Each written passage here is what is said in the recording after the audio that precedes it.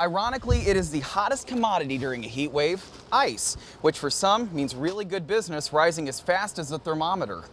A St. Joseph man gets caught with meth while he was already being booked in jail on a completely different case. Medical examiner has ruled that the injuries that 3-month-old sustained were not life-threatening. He's expected to be okay. Let's say I'm a hacker. If I created a Wi-Fi hotspot in any public place that's unsecured and then you logged into it with your laptop, whether it's email passwords, credit card numbers, any important documents saved in your computer, I suddenly have access to it all. The problem is not in the newer model Jeeps. Those all have gas tanks on the side of the vehicle and those are fine. The problem is in older model Jeeps where the gas tank is in the back bumper. Suspicious activity in a local motel parking lot, and now 2 people are under arrest for illegal drugs. More than 6,200 families in the city of St. Joseph utilize food stamps. If they lose that assistance, they lose the ability to shop inside a grocery store aisle.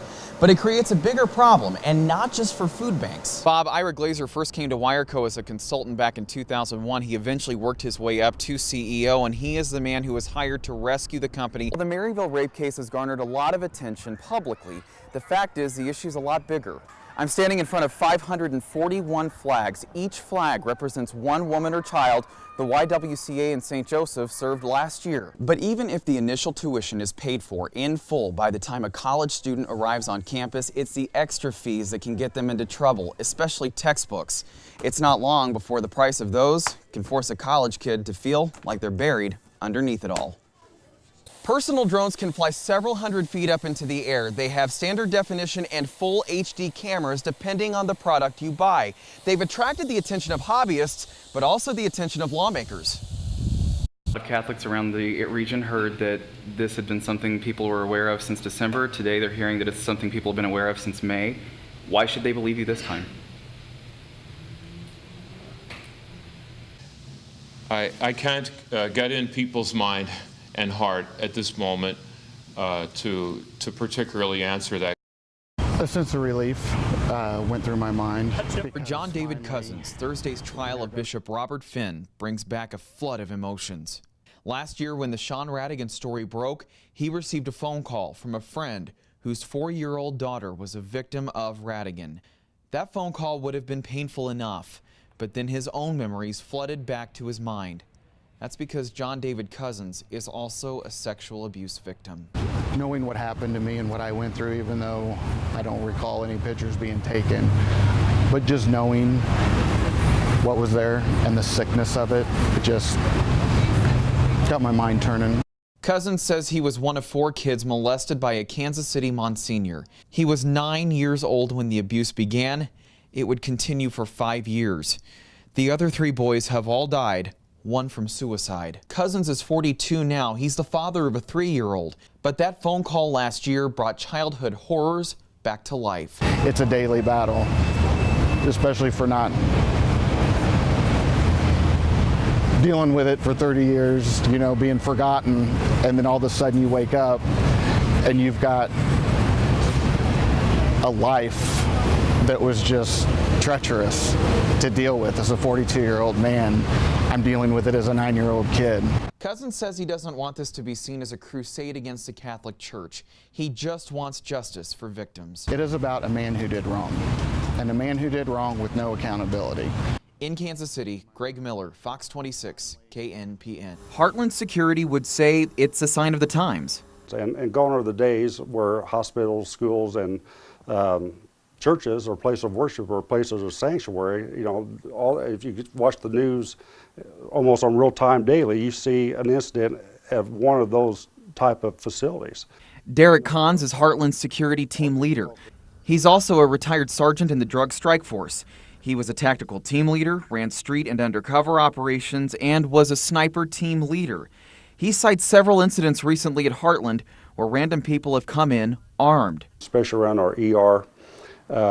We have, it is a very high emotional, tense place that take over, and we really deal with truly life and death situations here. So Heartland's board gave Kahns the green light to formulate a plan to arm his guards.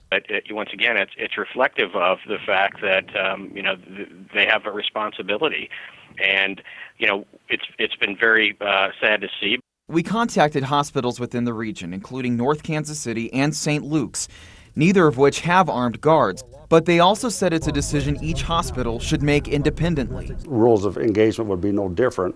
We would control the scene until law enforcement would arrive, then they would take over the scene and handle the situation. But I guess my point is it would be different because now you'd have the ability to kill. That is correct. Cons insists the officers would go through extensive training, further background checks than what they already have. And he is clear, if an officer does not meet those new requirements, You don't carry a firearm. Greg Miller, Fox 26, KNPN. It goes without saying, kids can learn a lot from a soldier. I was excited that I finally got to meet him. But that soldier would say he learned a lot from these kids. You know, it's an amazing thing to be in a hospital and the situation I was in and receive the support and the letters and the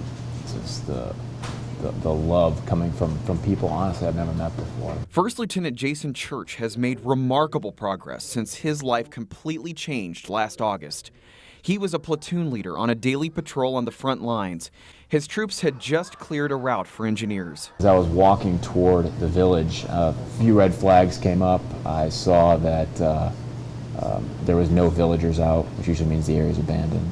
There was no footprints anywhere, and there was rock formation signaling to the locals from the Taliban that not to go in that area. One of his soldiers stepped on an IED. It malfunctioned, but in the process of finding a different route to go back, his world went dark.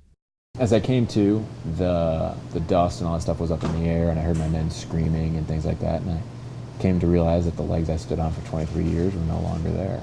He's been recovering at Walter Reed Medical Center ever since, but a big part of that recovery came from his aunt, a reading teacher at Noyes Elementary School. Students began writing letters, sending care packages, and putting a quilt together. It became a real-life lesson in patriotism and support. A lot of these students didn't know anybody that had a serviceman or a servicewoman that was injured or involved in service, and so this was a connection through me. This was a connection for them to make.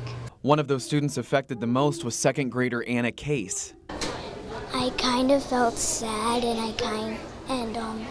and then I decided to pray for him. I am a man of faith, and there's a reason, though, even though that I often tell people that, I've had my legs taken away from me, God's given me a platform to stand on. I don't look at this as so much of a disability as much as it's enabled me to do things. So Lieutenant Church spent the day talking to these kids about tolerance, being fair to others, and emphasizing how important their support was to him personally. And apparently that message was well received, not just by students.